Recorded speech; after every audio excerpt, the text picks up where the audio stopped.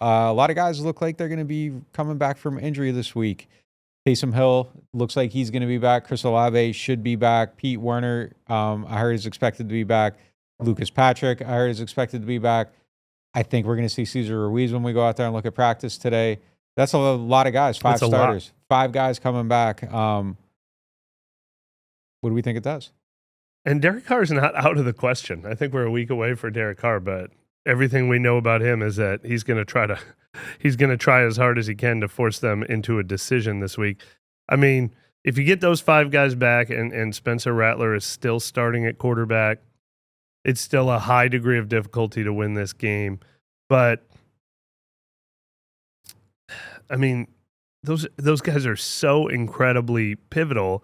We saw the team go into total collapse without them. Now I think the Saints can go back to being a functioning middle-of-the-road type team with a 50% chance of winning games against other struggling teams. Can they be that without Derek Carr, with an injured Derek Carr already at the Chargers? I don't know, but, am I going to predict them to win against Carolina if all these guys are back by then? Yes. So they exist somewhere. There's a lot of Carolina-type teams on the remaining of the schedule. It just feels a little too late. But if they could I just want to see this team at least start by getting competitive again. I mean, those are huge names. Olave, Ruiz, Werner. Those are position groups Taysom. And players. Yeah, Taysom, that have just totally been derailing this team in recent weeks. Yeah.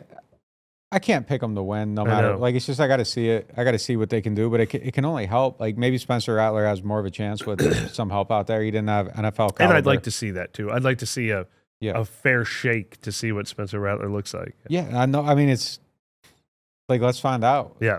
Look, I think he's done some things outside of, like, beyond being able to point it and say, like, there's no help here and these bad things happen. I think he's made some bad things independent of everything else. But I also think that he's been in some situations where it's been hard to succeed. So let's just see what it looks like when it can calm down a little bit. There's a little bit more faith in the blocking, where there's guys that can run routes and catch passes and help him out there a little bit. And if you're in a game that's at least able to be closer, maybe you have a chance to win. But I mean, they're 7.5-point dogs for a reason. And that's a huge number too in and of itself. So I don't know. I mean, the Chargers have played a lot of close games. You tell me these guys are back, I feel like maybe there's a puncher's chance, whereas if they're not playing, I think you have no chance at all. But I just want to see Rattler in this one. I want to see them look good, feel like they're heading towards something. And then, lo and behold, Derek Carr, like, actually really matters. Like, go figure. The starting quarterback, one of the top 20 guys in the league.